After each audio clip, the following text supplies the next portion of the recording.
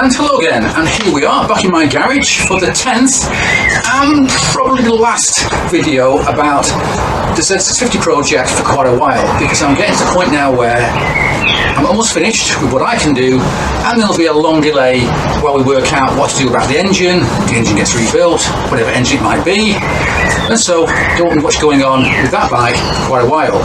But in the meantime, I just received a large parcel over here, and here we are.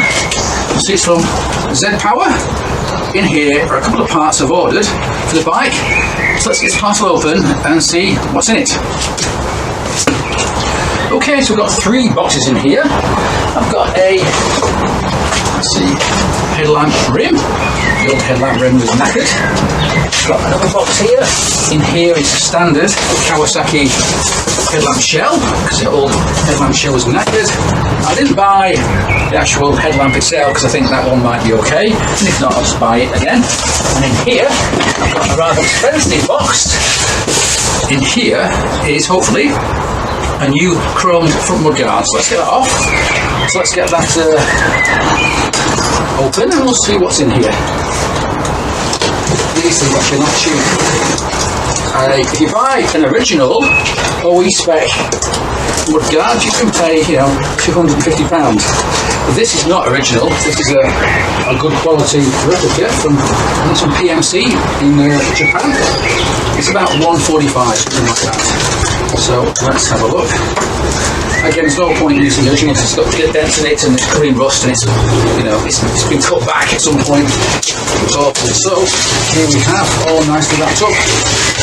My lovely new chromed, mudguard. So let's wheel the bike outside, get these parts fitted and see how it looks. And so now there's a new chrome mudguard in place. I've left on this cellophane for the time being just so it hopefully will stay unscratched at least for a while. And it turns out that this mudguard was originally made for a Z900 LTD. And that mudguard is a little bit shorter than those fitted to the standard bike, and that's fine, you know, I think it looks a lot better. Right, so that's great. You may also notice, of course, the bike still is not on its wheels. And that's because my, call it a ban if you like, my ban from driving lasted 28 days from the time I was ill, and that expires in about 3 days' time. So, on that day, actually we're taking those wheels to go get some tyres, get the tyres on the wheels, bring them back, and we'll have them straight back on the bike because everything else is now ready to take those wheels, all the spaces are ready and so on. So that's great. And so next I'm going to unbox the headlamp shell and we'll get that on the bike. And now there's the headlamp shell back on the bike. Now I am missing one rubber that I need to find, and also these chrome bolts which hold it in place are rusty and I don't have replacements. So what I'm going to do is look up on eBay the chap I bought these one-off stainless bolts from before, things like the top nut there for the yoke, and hopefully he'll sell something like this. If he doesn't, I'll just buy replacement chrome parts from Z Power next time and make an order. Yes, that's fine. So that's the front of the bike. Now let's go and have a look at the back of the bike. And so here at the back of the bike, you can see I finally got the new rear lamp mounted.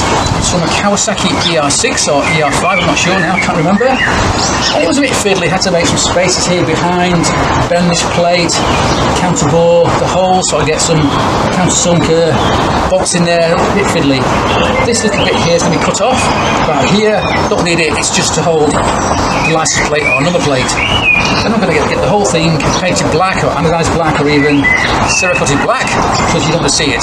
So that's done now, and let's see what else we can do today. Oh yes, one more thing. You'll notice here that the engine mounts are now missing. And that's because they've got to Jeff, along with a metre-long piece of stainless steel 10mm rod, and he's going to make me brand new stainless steel engine mounts. So when he's done that, they can come back and be put on the bike. The steel didn't cost much, and the stainless steel bar was about £9 with delivery, so that's no problem. Of course I've got to pay for a bit of labour for Jeff to do work and put threads on the bars and so on, and get each end welded with a nut and so on, but that's not really a big problem. Right, so that's also done. He's also made me a couple more small parts that I asked him to, and I must say, they look pretty good. And so here we have two spaces of the bike. This one here has been chromed and the chrome's now flaking off. That's from the rear wheel spacer. And this thing here is, well, it's a bit battered, isn't it?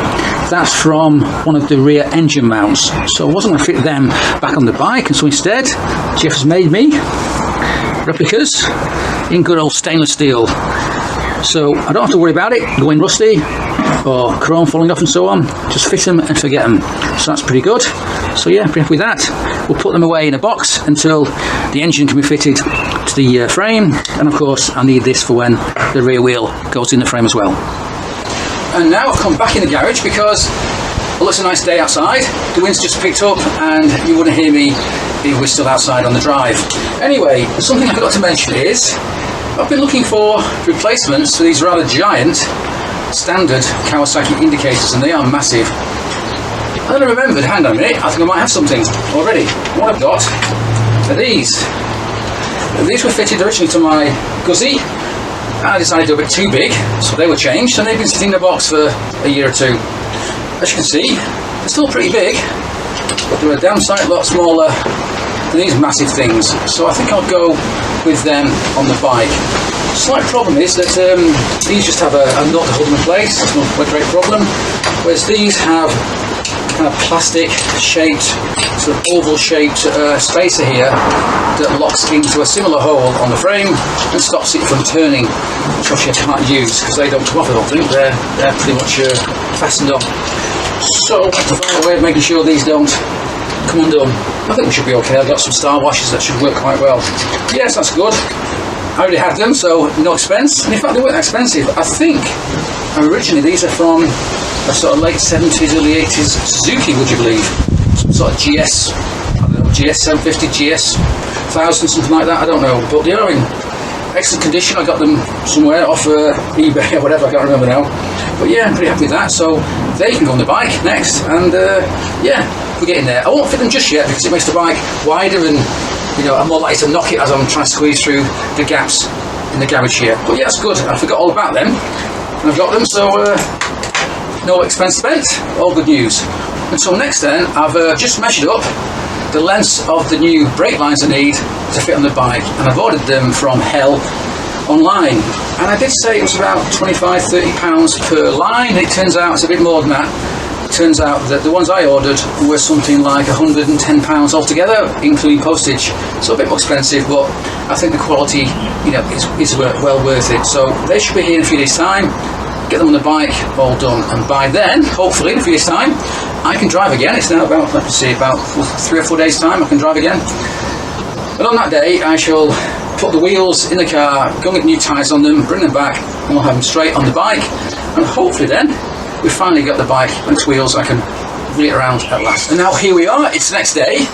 This parcel just arrived from Hell. It's got my brake lines in it, and that's a pretty good service because I only ordered it like 2 days ago. Pretty happy with that. So if I've done my measurements correctly, these brake lines should fit straight on the bike, no problems at all. And here they are, 2 long ones and 1 short one. So let's get these back on the bike and we'll see how they look.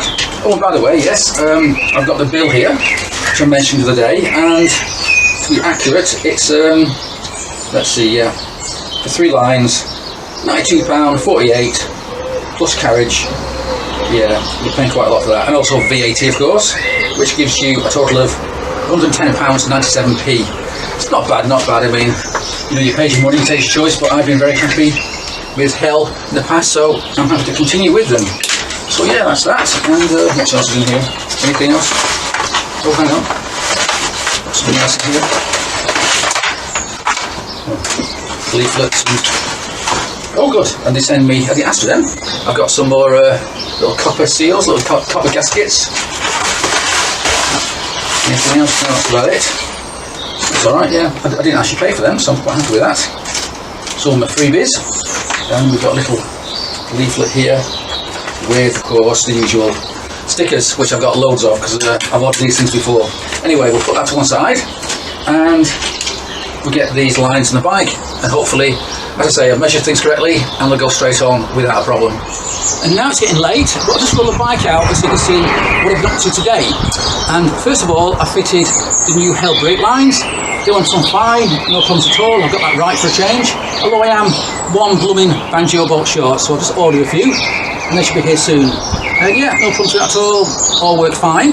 I've also fitted, as you can see, the side panels, complete with their newly painted badges, and that took me a hell of a long time to do, but it's done now. But I have found two problems with the side panels, one on this side and one on that side. So on this side here, I'm not sure if you can tell, but there's a pattern imprinted on the paintwork here, as if it's been stored somewhere with something pressed on it. I'm not sure what that was. I was quite careful storing it, so God knows what that is. But I have very briefly, very quickly just now, when I noticed it, gone over this thing with a bit of cutting polish, and it does look like it's working. So I think with some elbow grease and that cutting polish we can remove this sort of strange pattern embossed in the paintwork, and then we can polish it up. That's not such a big problem. But on this side here we do have a bigger problem, which is that the side panels are held in place on 3 prongs, 2 at the top and 1 at the bottom. They're going to rubber grommets on the frame. And this side panel here is missing one of those prongs, the lower one in fact. I didn't notice it at first because the side panel's been painted with that brake in place. So yeah, I'm not sure what to do about that. I mean, it's secured pretty well, but it can now flap about. Listen to that there. So I can't run it like that because it's going to either fall off or mark the frame paintwork. So I think what we'll have to do is try and find a second-hand side panel, left-hand side panel on eBay, hopefully the same colour, but I wouldn't guarantee that. And then when it arrives, we'll get it on the bike. That may mean I'll have to respray the side panel. And I must say, I'm just hopeful that this colour is a standard colour, because if it's not, we've got problems. If I'm doing that side panel, I may as well do this one as well. So not such a big problem, but something I didn't expect. Okay, one more thing I've done is to fit the front foot pegs with brand new rubbers and brand new fasteners here. There's little domed stainless steel bolts here. This particular right hand side peg has seen better days. It's been broken in the past and it's been welded back together again. I tried to clean it a little bit, but it's still, well, it's not right, is it? I mean, you can see here, this is actually pointing this way rather than straight out. So what I'm going to do also, of course, is try and find a better version on eBay, get it bought and get it on the bike. They don't come up very often, and the ones that I've seen so far are probably worse condition than this one, so that's something that might take some time. But yeah, that's it so far. Now, tomorrow is a big day for me because I'm allowed to drive again. So first thing in the morning, 9 o'clock, I should be taking those damn wheels to local tyre place, hopefully get the tyres on if they've got them in stock. If not, they'll have to be ordered, and that'll take about a day, I think. As soon as we get them back, we'll get them straight on the bike, and hopefully we've got a roller at last. But we'll see. Anyway, we'll carry on tomorrow, and let's see what happens. And now here we are on a beautiful morning. As you can see, I've got my tyres at last fitted to the wheels. I went for Avon's, Avon Road Runner Mark II. I like Avon's about that particular tyre, so that's great.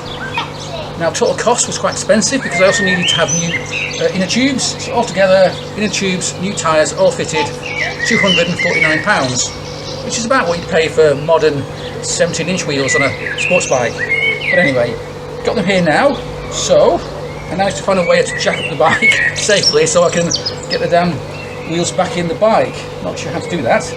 Yeah, but anyway, before I do that, I thought I'd explain something that I found with the bike that is so weird and so unusual.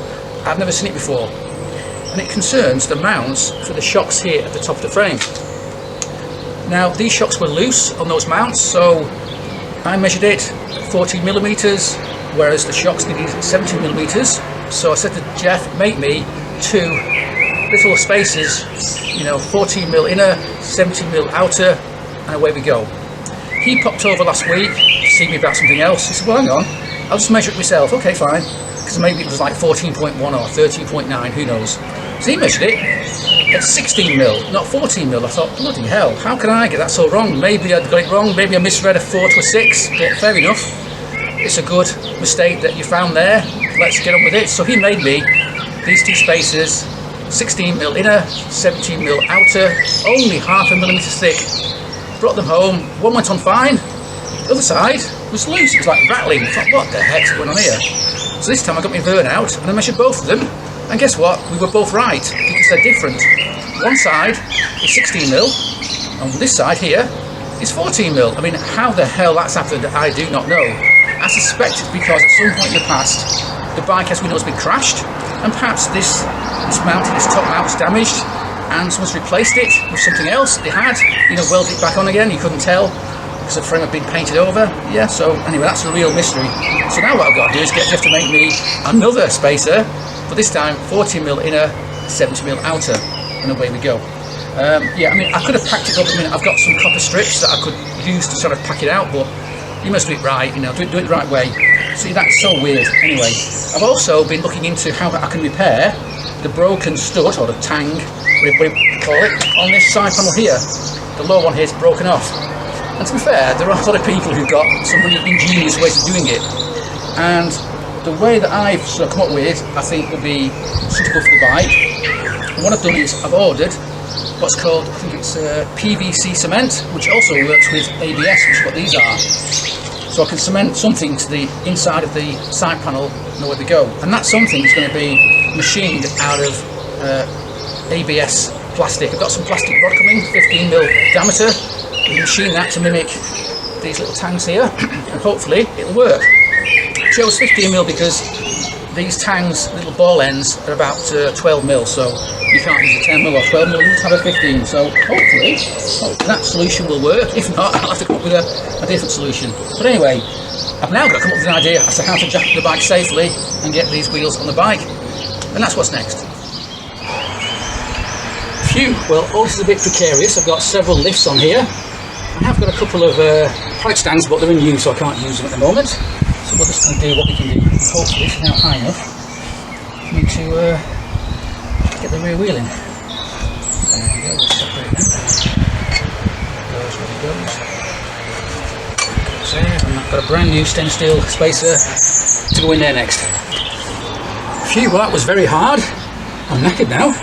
The problem was that it's quite heavy and got a space to line up, and the spacer inside the wheel between the bearings was loose a little bit, and it didn't want to get lined up. I was struggling, and if I did it, the bloody spacer fell out on this side. But anyway, I got there in the end. It's done now. So I'm having a little break. I've got some water, I think. No more tea for me because it's bad for my blood pressure. And then I'm going to put this on the front, and hopefully then we've got a roller at last. And now at last, the bike is back at its wheels. It was a real struggle. I'm knackered. I don't think I'm still as strong as I was before my health problem, but it's done now. One slight problem is I don't have a side stand yet. I rather do, but I don't have the correct bolt to hold it in place. So I cleared out the back of the garage, and it's going to be leant against the wall for a few weeks yet, I guess. And now I'm coming to the end really of what I can do. There are still some small things such as sorting out this errant top motor mount, and you know, getting a new castle nut, that sort of thing. But that's it really. I haven't yet fitted the brake rod because it gets in the way, could get in the way of actually fitting the engine when the engine's done. So I have to wait. But it's great because I'm finally able to move it around, and the big pile of parts I took off the bike is slowly getting to be very small because it didn't dash all back on the bike. So yeah, I probably will do a separate video about the side panel and if I can actually fix it with my new method, and we'll see if it works.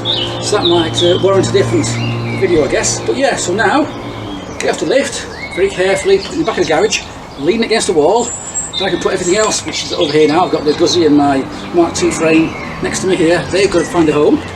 But yeah, I'm actually relieved now that's done. And I'm actually knackered because getting these wheels on the bike is, you know, on your own as well, is not easy, not easy. Lots of stopping, starting, pulling and pushing and hammering and whatever, because these damn wheels are quite heavy. Compared to modern stuff, you know, it's unbelievably heavy. But it's done now, thank God. So this will be the end of this video. And this bike may disappear for a few weeks or months while we work on the engine and work out what's going on with that. So for now then, thanks for watching. I'm knackered, and I'll see you soon.